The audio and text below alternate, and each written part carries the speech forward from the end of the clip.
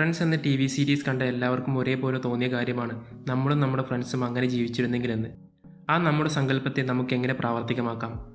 അത് പഠിക്കാനും നമ്മൾ ഫ്രണ്ട്സ് തന്നെ കാണണം. ഫ്രണ്ട്സിൻ്റെ പോലുള്ള കൂട്ടുകാരെ നമുക്ക് കിട്ടില്ലായിരിക്കും, പക്ഷേ എങ്ങനെ ഒരു നല്ല കൂട്ടുകാരൻ അല്ലെങ്കിൽ കൂട്ടുകാരി ആവാമെന്ന് പഠിക്കാൻ നമ്മളെ ഫ്രണ്ട്സ് എന്ന സീരീസ് സഹായിക്കും. അതിലെ ഓരോ കഥാപാത്രത്തിൽ നിന്നും പലതും പഠിക്കാനുണ്ട്. ഇന്ന് ഞാൻ പഠിക്കാൻ പോകുന്നത് എല്ലാവരുടെയും ഏറ്റവും ഫേവറേറ്റ് വിയേർഡ് ഫ്രണ്ട് എന്ന് വിളിക്കാവുന്ന ഫീബി ബുഫയിൽ നിന്നാണ്. നിങ്ങൾക്കും അറിയാൻ താല്പര്യമുണ്ടെങ്കിൽ വീഡിയോ തുടർന്ന് കാണുക. ആദ്യം നമുക്ക് ഫീബിയുടെ ബാക്ക്ഗ്രൗണ്ട് നോക്കാം. സീരീസിലെ മറ്റെല്ലാവരും ഒരു തരത്തിൽ സ്വാഭാവികമായി ഫ്രണ്ട്സ് ആയവരാണ്. അതായത് മോണിക്കയും റേച്ചലും ഒരുമിച്ച് പഠിച്ചവർ. റോസ് മോണിക്കയുടെ സഹോദരൻ, അതുവഴി ചാൻഡലറും ആ ടീമിൽ വരുന്നു. ജോയ് ചാൻഡലറിൻ്റെ റൂംമേറ്റായി ആ ടീമിൽ കയറുന്നു. എന്നാൽ ഫീബി അങ്ങനെയല്ല.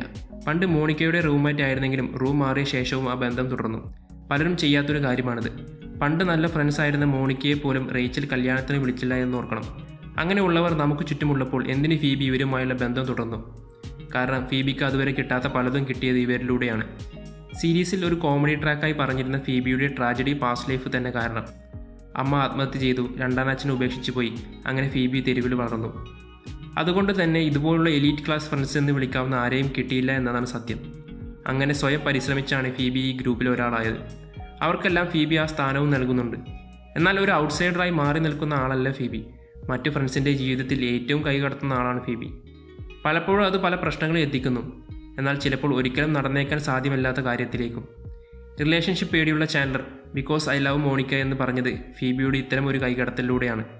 ആ സ്ഥാനത്ത് ഫീബിക്ക് പകരം റേച്ചലായിരുന്നെങ്കിൽ ചാൻഡലർ ചിലപ്പോൾ അങ്ങനെ പറയില്ലായിരുന്നു.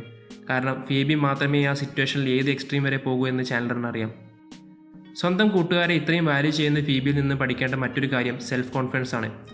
ഫീബി ഒരു പെർഫെക്റ്റ് സ്പിരിറ്റ് അനിമലാണ്. ഫീബി ഒരിക്കലും മറ്റുള്ളവരുടെ അപ്രൂവലിന് കാത്തു നിൽക്കാറില്ല. അങ്ങനെ ആയിരുന്നെങ്കിൽ ഫീബി ഒരിക്കലും സെൻട്രൽ പെർക്കിൽ ഒരു സിംഗറായി തുടരില്ലായിരുന്നു. പലപ്പോഴും ഫ്രണ്ട്സിന് തന്നെ ഫീബിയുടെ പാട്ടുകൾ അരോചകമായി തോന്നിയപ്പോഴും അവർ അത് ഫീബിയോട് പറയുന്നില്ല. ഒന്ന് പറഞ്ഞിട്ട് കാര്യമില്ല എന്ന് കരുതിയാവാം, അല്ലെങ്കിൽ വിഷമിപ്പിക്കേണ്ട എന്ന് കരുതിയുമാവാം. ഇതിൽ ഏതായാലും ഫീബി അവരുടെ അഭിപ്രായം കേൾക്കാൻ നിൽക്കുന്നില്ല എന്നാണ് സത്യം. ഇനി പാട്ട് നല്ലതല്ല എന്ന് പറഞ്ഞാലും ഫീബി പാടുന്നത് നിർത്തില്ല എന്ന് നമുക്കറിയാം. അങ്ങനെ തോന്നാൻ കാരണം ഒരിക്കൽ ഓട്ടം നല്ലതല്ല എന്ന് റേച്ചൽ പറഞ്ഞപ്പോൾ ഇനി ഒരിക്കലും നമ്മൾ കാണാത്ത ആളുകൾക്ക് വേണ്ടി നമ്മുടെ ഇഷ്ടങ്ങളെ എന്തിനു മാറ്റിവെക്കണം എന്ന് പറഞ്ഞ് റേച്ചലിൻ്റെ മനസ്സ് മാറ്റിയ ആളാണ് ഫീബി. ഒരിക്കലും ഫേക്ക് അല്ലാതെ എപ്പോഴും റിയൽ ആയിരുന്നു ഫീബി. എന്നാലും ആവശ്യത്തിന് കള്ളത്തരവും കയ്യിലുണ്ട്. എന്നാൽ ഇത് ഒരിക്കലും ഫ്രണ്ട്സിനോട് കാണിക്കില്ല എന്ന് മാത്രം. സീരീസിൽ ഏറ്റവും കൂടുതൽ പേര് ഡേറ്റ് ചെയ്തത് ഫീബിയാണ്. പല ഡേറ്റ്സിനും ഇമ്പോർട്ടൻസ് സീരീസ് കൊടുത്തില്ല എന്നാണ് സത്യം. ഒരുപാട് പേരെ ഡേറ്റ് ചെയ്യാനുള്ള കാരണങ്ങളിലൊന്ന് ഫീബിയുടെ മൊറാൽ തന്നെയാണ്. ഒരേ സമയം 2 പേരെ ഡേറ്റ് ചെയ്തപ്പോൾ പോലും വ്യക്തമായ 2 കാരണങ്ങൾ ഫീബി ന്യായീകരണമായി കണ്ടെത്തി. ഇങ്ങനെ ഒരുപാട് പേരെ ഡേറ്റ് ചെയ്യാൻ മറ്റൊരു കാരണം ഫീബി ഉള്ള കാര്യം അതുപോലെ പറയുമെന്നതാണ്. പലപ്പോഴും അത് റോങ് സിറ്റുവേഷനിലായിരിക്കുമെങ്കിലും മനസ്സിൽ തോന്നുന്ന കാര്യം അതേപോലെ തുറന്നു പറയാൻ ഫീബിക്ക് മാത്രമേ പറ്റൂ.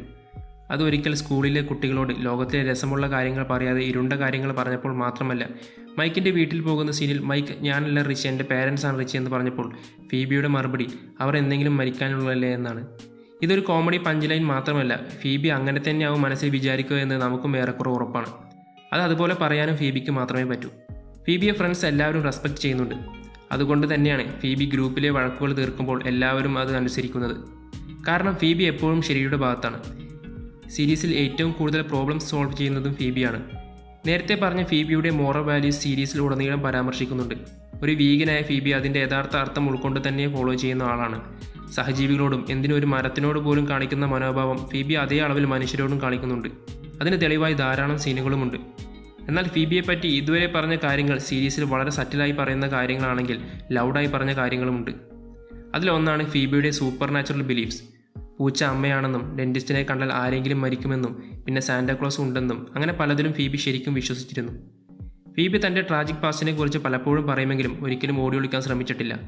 സത്യത്തിൽ ഒരു മടിയുമില്ലാതെ എല്ലാവരോടും പറയാൻ തയ്യാറാണ് എന്നത് തന്നെ തനിക്ക് ഒളിക്കാൻ ഒന്നുമില്ല എന്ന നല്ല ചിന്ത കാരണമാണ്. സ്വന്തം അച്ഛനെ കാണാൻ മടിക്കുന്ന ചാൻഡലറിനെ പോലെയല്ല ഫീബി. അമ്മയെയും അച്ഛനെയും തേടി കണ്ടുപിടിക്കുന്ന ആളാണ്. എന്തിന് സഹോദരന് വേറെ ആരും ചെയ്യാത്ത സഹായം പോലും ചെയ്യാനുള്ള മനസ്സിനുടമയാണ് ഫീബി. ഒരു പക്ഷേ ജീവിതത്തിൽ ഇത്രയും എക്സ്പീരിയൻസ് ഉള്ളത് കൊണ്ടാവാം ഫീബി ഒരിക്കൽ റോസിനോട് പറയുന്നത് career does not define you എന്ന്. മാത്രമല്ല ഫീബി മാത്രമാണ് സീരീസിൽ ഒരിക്കൽ പോലും തൻ്റെ ജോലിയെ കംപ്ലൈൻറ്റ് ചെയ്യാത്തത്, അത് നഷ്ടപ്പെട്ടപ്പോൾ പോലും. മാത്രമല്ല യുഎൻ്റെ മുന്നിൽ ഫ്രീ മസാജ് കൊടുക്കാനും തയ്യാറാണ്. ലക്ഷ്യം ലോക സമാധാനം മാത്രം. തെരുവിൽ വളർന്നത് കൊണ്ട് തന്നെ ഫീബി ഒരു ബാഡാസ് ആണ്. അത് സീരീസിൽ പലപ്പോഴും പരാമർശിച്ചിട്ടുമുണ്ട്. എന്നാൽ ആ പഴയ ജീവിതം ഫീബിയെ പിന്നോട്ട് വലിക്കുന്നില്ല. ഫീബി തൻ്റെ ലൈഫിൽ തനിക്ക് ലഭിക്കാത്ത പലതും നേടിയെടുക്കാനും ശ്രമിക്കുന്നുണ്ട്. കമ്മ്യൂണിറ്റി കോളേജിൽ പോകുന്നതും സൈക്കിൾ ഓടിക്കുന്നതും ഡോൾ ഹൗസ് ഉണ്ടാക്കുന്നതുമെല്ലാം തൻ്റെ നഷ്ടപ്പെട്ട ബാല്യം തിരിച്ചു പിടിക്കുന്നതാണ്. സീരീസിൽ പലപ്പോഴായി പലരുടെയും പ്രൊഫഷണൽ ലൈഫിലും ഫീബി സഹായിക്കുന്നുണ്ട്.